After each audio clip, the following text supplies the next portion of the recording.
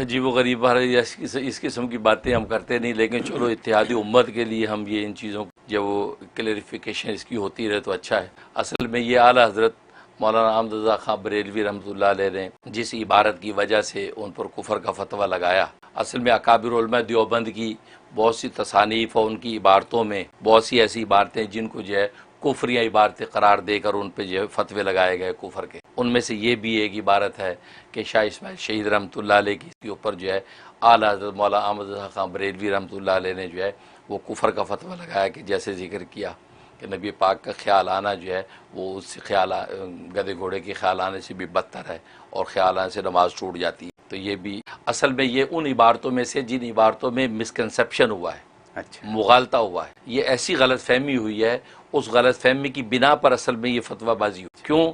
اس لیے کہ جس بات کی وجہ سے اعلیٰ حضرت مولانا احمد خان بریلوی رحمۃ اللہ علیہ نے کفر کا فتویٰ دیا ہے وہ بات شاہ اسماعیل شہید نے کہی نہیں، ٹھیک ہے نا، اور جو بات انہوں نے کہی ہے، جو بات انہوں نے لکھی ہے، اس بات کی بنیاد پر اہل سنت والجماعت کا کوئی بھی عالم ان پر کفر کا فتویٰ لگا ہی نہیں سکتا، کوئی مائی کا لال جرت نہیں کر سکتا فتویٰ لگانے کی بشمول اعلیٰ حضرت کے، کوئی بھی فتویٰ اس میں لگا سکتا۔ تو جو بات کہی ہے اس پر فتویٰ لگتا نہیں، اور جو نہیں کہی اس کو جو ازیوم کر کے آپ فتویٰ لگا رہے ہیں، یہ سب سے بڑا مسکنسیپشن مغالطہ ہوا ہے۔ اور مزید کی بات، اس مغالطے کی دلیل کیا ہے کہ اصل میں اعلیٰ حضرت مولانا احمد خان بریلوی رحمۃ اللہ علیہ نے دو فتوے جاری کیے تھے، ایک پہلا فتویٰ، ایک بعد کا فتویٰ۔ پہلے فتوے میں انہوں نے شاہ اسماعیل شہید رحمۃ اللہ علیہ کو کافر قرار دی کہ وہ یہ وجوہات ہیں، ان وجوہ کفر کی وجہ سے انہوں نے کافر قرار دی، اور یہ فتویٰ انہوں نے تقریباً 1298 ہجری میں لکھا، 1298 ہجری میں یہ فتویٰ جاری کیا۔ اس کے تقریباً 15 سال کے بعد انہوں نے 1312 ہجری میں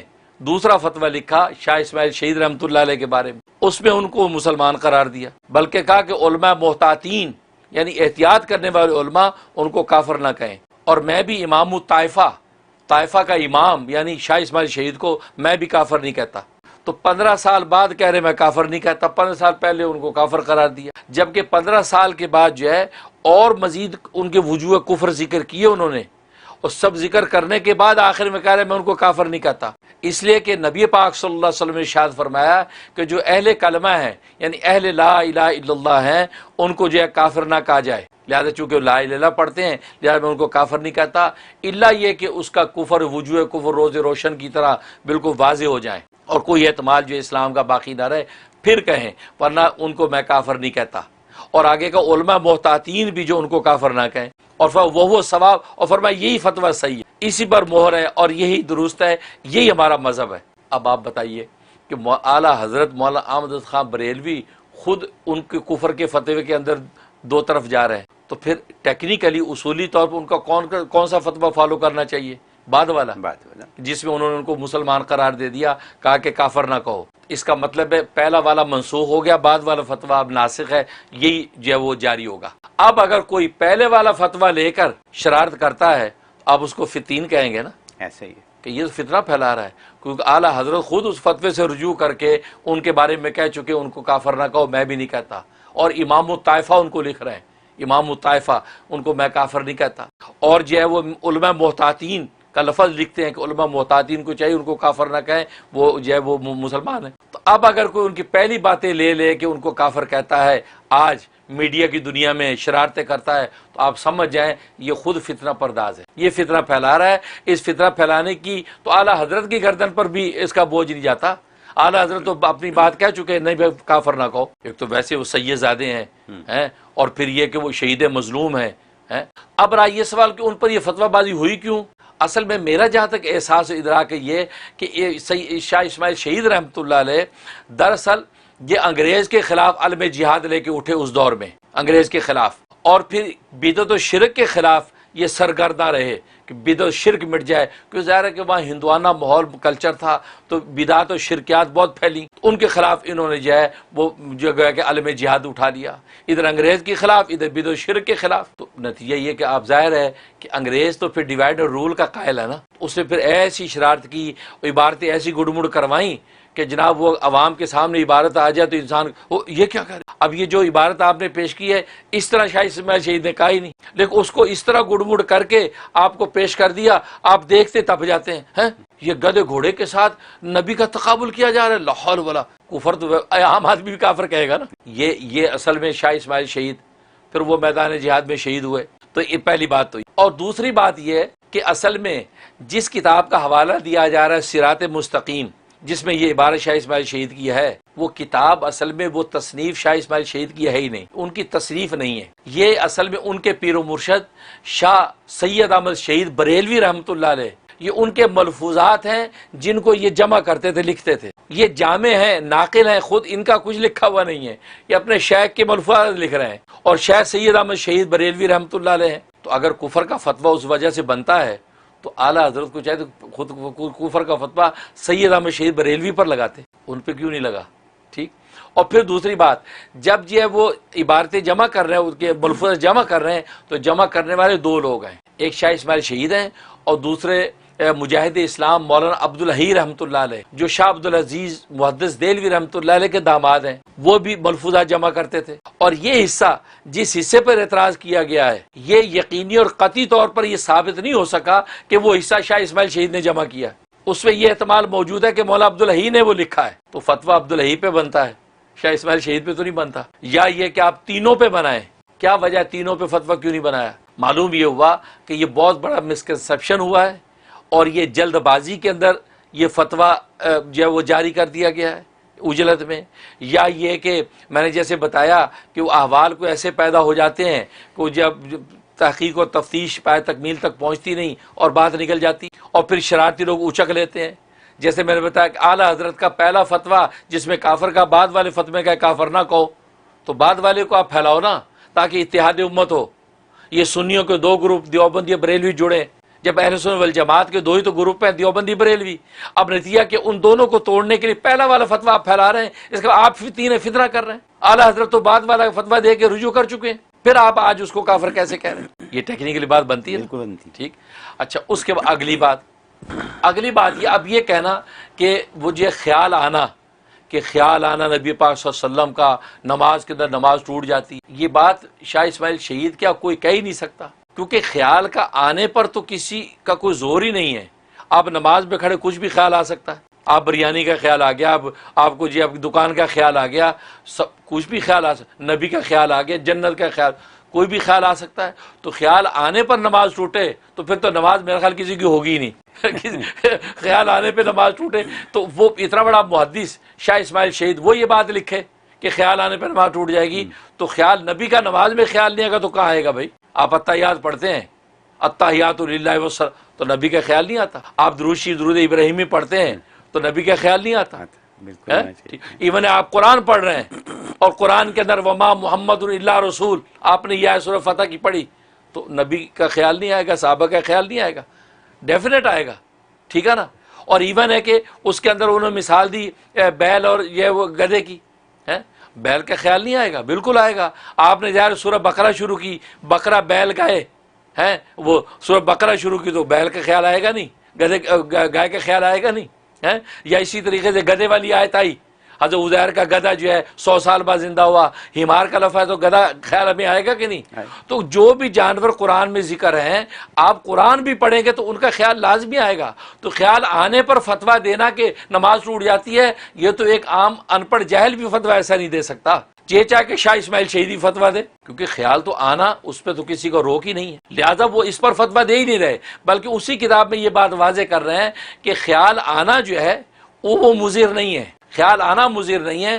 یہاں تک انہوں نے فرمایا کسی چیز کا بھی خیال آ گیا، یہاں تک انبیاء کا خیال آ گیا، صلح کا خیال آ گیا، یہاں تک فرمایا کہ کشف ملائکہ ہو گیا، یا ایک نئے عجائب و غرائب مسائل خیال کے اندر اللہ نے ظاہر کر دیے.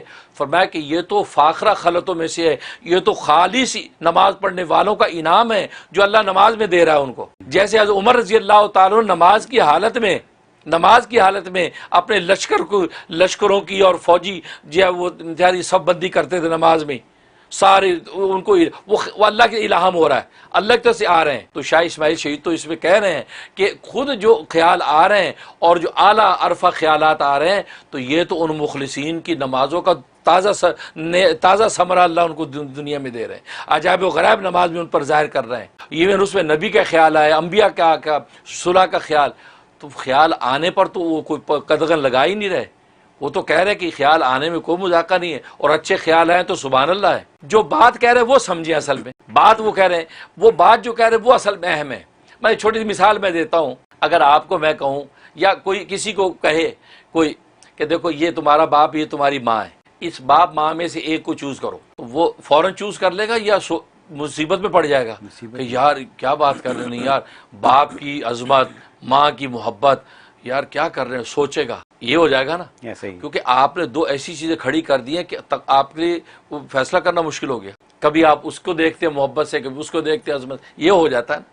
یا مثلا آپ کو کہا جائے یار آپ مکہ اور مدینہ یہ دو مقدس جگہ ہیں، آپ کو ایک چوز کرنے کی اجازت دی جاتی ہے، آپ کو وہاں سیٹل کر دیں گے، مکہ جانا یا مدینہ.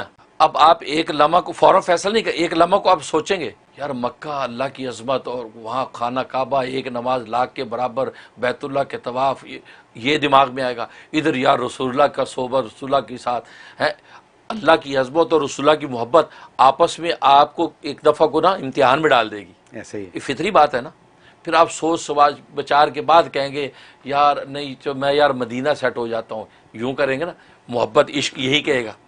لیکن آپ عظمت کو دیکھیں گے یار وہاں پر جو بیت اللہ کے اندر یاد ایک نماز لاکھ کے برابر ہیں، وہاں جو طواف جب چیک کرو ہیں تو یار وہیں چلو. مطلب یہ کہ آپ ایسی دو چیزیں آ گئیں کہ دونوں کے اندر آپ کے دماغ میں عظمت ہے، تو آپ کو فیصلہ مشکل ہوتا ہے نا. کچھ ادھر بانٹتے ہیں آپ، کچھ ادھر بانٹتے ہیں، یہ ہوتا ہے نا. یہ فطری بات اصل میں یہ بات کہنا چاہتے ہیں. اچھا لیکن اگر آپ کو کہا جائے کہ یار آپ دیکھو آپ مدینہ اور نیو یارک چوز کرنے میں آپ کو اختیار دیا جاتا ہے، نیو یارک سیٹ ہونا چاہتی ہے یا مدینہ، آسان ہے بات. آپ سوچے بغیر کہیں گے جی مدینہ، نیو یارک کی کیا ویلیو ہے، فوراً یہ کہیں گے نا. جی آپ جو مکہ چوز کرنا چاہتے ہیں یا جو ہے وہ پیرس، آپ کو یار پیرس چھوڑو مکہ بھائی، آپ بغیر سوچے کہیں گے نا. کیونکہ تقابل میں ایک ایسی چیز آ گئی جس کی اس کے سامنے کوئی ویلیو نہیں ہے، لہٰذا اس کو اہمیت نہیں دیتے. بالکل اسی طرح رشتوں میں آپ باپ کے سامنے آپ نے کھڑا کر دیا دو دور کا کوئی رشتہ دار کہ باپ کو چوز کر لو یا اپنے یہ پھوپھے کو چوز کر لو. آپ کہیں یار کیا بات کریں، پھوپھا کیا ہوتا ہے، ابا میرا ہے. اماں کو چوز کر لو یا یہ آپ جو اپنی فلاں جو وہ چچی کو چوز کر لو. آپ کہیں نہیں یار چچی ٹھیک ہے اپنی جگہ، نہیں بھائی یہ ہوگا نا. تو تقابل جب لیول کے لوگوں کا ہوتا ہے تو آپ امتحان میں پڑ جاتے ہیں. لیکن تقابل ایسا اوپر نیچے کا تو آپ فوراً فیصلہ کر لیتے ہیں، یہ ہوتا ہے نا. بس یہ بات اصل میں وہ کہنا چاہتے ہیں. وہ ہوا یہ، وہ اصل میں ایک ایسا باب ذکر کر رہے ہیں کہ نماز کی حالت میں وسوسے جو آتے ہیں نا، ان وسوسوں کی وجہ سے نماز خراب ہو جاتی ہے، اور اس لیول کی نماز نہیں ہوتی کہ جو لیول نبی نے ہمیں بتایا. وہ کیا حدیث جبریل میں کہ جب پوچھا مل احسان، احسان کسے کہتے ہیں، تو نبی نے کہا ان تعبد اللہ کانک تراہ، تو اللہ کی عبادت اس طرح کر گویا کہ اللہ کو دیکھ رہا ہے، یعنی اللہ کو مشاہدے میں لیا، اس طرح عبادت کر. یہ لیول ہو عبادت کا. فَإِن لَمْ تَكُنْ تَرَاهُ، اگر یہ لیول تیرا نہیں تو فَإِنَّهُ يَرَاكَ، تو اس تصور کے ساتھ تو عبادت کر کہ اللہ تجھے دیکھ رہا ہے. مشاہدہ یا مراقبہ کے مقام میں جا کے عبادت کر. عبادت یہ خالص عبادت ہوگی نا، جاندار. تو شاہ اسماعیل شہید رحمۃ اللہ علیہ اصل میں جو ملفوظ نقل کر رہے ہیں سید احمد شہید کا، اس میں اصل میں یہ بتانا چاہتے ہیں کہ اس لیول کی نماز جو ایسی ہو کہ جیسے اللہ کا مشاہدہ ہو رہا ہے اور عبادت کر رہا ہے، تو وہ اس وقت ہوگی کہ جب اس نماز کے تصور کے اندر آپ اللہ کے علاوہ غیر میں کسی کا تصور نہ باندھیں، کوئی چیز آپ کے تصور میں نہ آئے. ہیں کیوں کہ دیکھو اللہ کے اب کمتر لیول کی اگر کوئی چیز آئے گی تو اس میں تو آپ کا تصور ٹوٹے گا نہیں نا. ٹھیک ہے نا. جیسے ایک بادشاہ کے پاس آپ کیا بادشاہ سے بات کر رہے ہیں، درباری بھی پھر رہے ہیں، کوئی ٹیبل صاف کرنے والا آ گیا، پھول رکھنے والا آ گیا، لیکن آپ ڈسٹریکٹ نہیں ہوتے، آپ بادشاہ سے بات کرتے، کیوں بادشاہ کا لیول اتنا ہے ان کے آنے کی پرواہ نہیں کر رہے، آپ بات کر رہے ہیں. لیکن اسی دوران میں ملکہ بھی آ گئی مثلا، یا وزیر اعظم آ گیا، تو آپ ایک دفعہ کو تو ڈسٹریکٹ ہو کے تھوڑی سی ادھر بھی توجہ کریں گے کیونکہ وہ کا بھی لیول ہے. آپ ان سے بھی بات کرتے ادھر بھی دیکھیں گے، پھر بات کریں گے. یہ ہوتا ہے نا، ایسے ہی ہے. بالکل اسی طریقے سے کہا کہ بادشاہوں کے بادشاہ کے سامنے جب آپ مشاہدے کا تصور لے کے جب کھڑے ہیں تو اگر اس میں گدھے گھوڑے کا خیال آ جائے گا نا تو آپ کو کوئی فرق نہیں پڑے گا. آپ کا گدھے گھوڑے کی کیا ویلیو بھی جہاں میں ہوں، آپ ادھر توجہ بھی نہیں کریں گے، اور آپ بالکل پوری توحید خالص کے ساتھ اللہ کی عبادت کرتے رہیں گے نا. لیکن اسی دوران میں آپ نے اپنی توجہ جو ہے وہ نبی پاک صلی اللہ علیہ وسلم کی طرف موڑ دی اور ان کو بھی آپ تصور میں لے کے آ گئے، تو وہ ایک لیول کی شخصیت ہے نا. جب وہ آپ کے سامنے تصور میں آئے گی تو اللہ کی طرف جو توجہ اس پہ خلل آئے گا کہ نہیں آئے گا؟ آپ چونکہ آپ نبی کو بھی عزت اور تعظیم دے رہے ہیں نا، تو آپ ادھر بھی متوجہ ہو جائیں گے، ادھر بھی متوجہ ہو جائیں گے۔ تو عبادت جو ہے، نماز جو ہے، جو جس کے اندر کسی قسم کا دوسرے کا خیال نہیں ہونا چاہیے، خالص تعظیم فی العبادت جو ہے خالص اللہ کے ساتھ ہونی چاہیے، اس میں خلل آ جائے گا نا، کیونکہ شخصیت ایسی آ گئی سامنے۔ یہ شاہ اسماعیل شہید کہتے ہیں کہ نبی کا خیال لاؤ گے تو عبادت آپ کی خلل میں آ جائے گی، کیونکہ نبی کا لیول بھی اتنا اونچا ہے کہ آپ فوراً ادھر ڈسٹریکٹ ہوں گے، اب ان کو بھی احترام دیں گے، اور عبادت کے وقت میں آپ عبادت کے وقت میں اللہ کے غیر کو بھی اب احترام دیتے ہیں، یہ شرک بن جاتا ہے، اور شرک بننے کے نتیجے میں نماز ٹوٹ جائے گی آپ کی، کیونکہ عبادت کے اندر تعظیم تو سوائے اللہ کے کسی اور کی نہیں ہے۔ نبی کی محبت اپنی جگہ پر ہے، لیکن ان کے خیال آنے سے کیا ہوگا، وہ ایک خالص جو تصور اللہ کی طرف توحید کا، اس میں خلل آئے گا، کیونکہ آپ نبی کو بھی تو عزت دیتے ہیں نا، لیکن اس کے علاوہ کسی چیز کا اگر خیال آئے گا، اس کی آپ ویلیو نہیں سمجھتے، آپ متوجہ اللہ کی طرف رہیں گے۔ یہ بات کہنا چاہتے ہیں کہ نبی کا خیال، اور اس کے لیے لفظ کیا لائے، صرف ہمت، وہ لائے صرف ہمت، اور صرف ہمت اصل میں تصوف کی ایک اصطلاح ہے۔ صرف ہمت کا مطلب یہ ہے، اس کو شغل رابطہ بھی کہتے ہیں، شغل برزخ بھی کہتے ہیں۔ اس کا مطلب یہ ہے کہ مرید جو ہے اپنے پیر و مرشد کا ایسا تصور باندھ لے کہ وہ مشاہدے میں اس کو اپنا پیر و مرشد ہی نظر آئے اور کوئی نظر ہی نہ آئے، یہ تصور۔ تو فرمایا یہ صرف ہمت جو ہے، یہ اس کی صرف اللہ کی طرف رہنی چاہیے۔ اگر اس نے اللہ کے غیر، یعنی ایسا غیر کہ جس کی بھی عظمت آپ کے دماغ میں رہتی ہے، یعنی نبی پاک صلی اللہ علیہ وسلم کی طرف آپ نے صرف ہمت کر دی، اور ان کو بھی اسی طریقے سے آپ مشاہدے میں لے آئے، تو اللہ کی عبادت میں جو توحید اور تعظیم خالص ہونی چاہیے، اس میں خلل آ جائے گا، کیونکہ آپ ادھر بھی تو متوجہ ہوں گے نا۔ اس کو کہتے ہیں کہ آپ خود لا رہے ہیں خیال کو، تو خیال آنا برا نہیں، خیال لانا برا ہے۔ وہ خیال لانے پر بحث کر رہے ہیں، خیال لانے پر، اور خیال آنے پر تو وہ منع نہیں کر رہے، بلکہ کہتے ہیں اگر خیال آئے اور آپ کو بشارتیں ملیں اللہ کی طرف سے، نبی کے انوارات ظاہر ہوں، فرمایا کہ یہ تو آپ کے لیے بہت بڑی بشارت و خوشخبری ہے۔ لیکن آپ خیال خود نہ لائیں، خود نبی پاک صلی اللہ علیہ وسلم کی عظمت کا تصور کر کے ادھر متوجہ ہوں گے، تو عظمت فی العبادت جو ایک بنیاد ہے وہ رہ جائے گی، کیونکہ تقابل لیول کی چیزوں میں ہے، ٹھیک ہے نا۔ اب ایک شخص حج پہ جاتا ہے، حج پہ گیا، مدینہ طیبہ پہنچا، وہ کہتا ہے نہیں یار میں تو بس یہیں بیٹھا ہوں، میں نہیں جاتا کہیں۔ حج کے سارے ایام نکل گئے، تو کیا اس کا حج ہوگا؟ نہیں ہوگا، کیونکہ حج خالص اللہ کی عبادت تھی، وہ نبی کی محبت میں یہاں ڈیرے ڈال کے بیٹھ گیا، وہ محبت کا اجر اپنی جگہ پر ہے، لیکن حج کی عبادت اس کی نہیں ہوگی، ٹھیک۔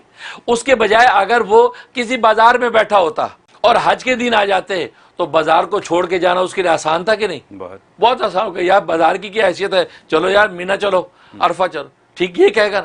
لیکن نبی کے دربار میں بیٹھا ہے، تو کیونکہ نبی کی بڑی عظمت ہے، تو وہ سوچتا ہے یار اسی ڈیرے پہ پڑے رہو، سب کچھ ملنا تو یہی ہے، تو چھوڑو یار حج، تو یہ کر سکتا ہے نا، تو کیونکہ لیول تو حضرت تو نبی کی تعظیم بتا رہے ہیں، آپ اس کو توہین بنا رہے ہیں۔ یہ آپ کو مغالطہ لگا ہے، یا آپ نے اپنی جو پتہ نہیں کیا اسباب تھے، سرکمسٹینسز تھے کہ آپ نے اس کو توہین پہ مبذول کر دیا۔ تو اصل میں شاہ اسماعیل شہید تو نبی کی تعظیم کی بات کریں، ان کی تعظیم اتنی ہمارے دل میں کہ اگر نماز میں تم ان کے خیال کو پکا کے لے آئے، تو اللہ کی عظمت سے آپ ہٹ کر ادھر چلے جائیں گے، اور عبادت خالص اللہ کی عظمت کا نام ہے، اس میں کسی اور کو شریک کر لیا تو یہ شرک بن جائے گا۔ سجدہ خدائی کو کیا جاتا ہے، اگر سجدہ نبی کو کر لیا تو شرک ہوگا کہ نہیں ہوگا؟ حالانکہ نبی کا مقام کتنا اونچا ہے، تو کیا نبی بھی اس کو برداشت کریں گے؟ نہیں کریں گے۔ تو بس یہی کہنا چاہتے ہیں کہ عبادت اتنی خالص ہو کہ اللہ ہی، بس اللہ اس کے اندر ہو، اس میں ایسی چیزیں اگر آ جائیں دنیا کی، ان کی تو پرواہ نہیں، وہ تقابلی لیول کا نہیں ہے، لیکن نبی آ گئے تو ہم تو نبی کے دیوانے ہیں، تو ہم اپنی وہ تعظیم کو تقسیم کر بیٹھیں گے، اور عبادت میں تعظیم کی تقسیم کا نام تو شرک ہے۔ وہ شرک سے بچا کے آپ کو کہیں لے جا رہے ہیں اور آپ ان پر تہمت لگا رہے ہیں۔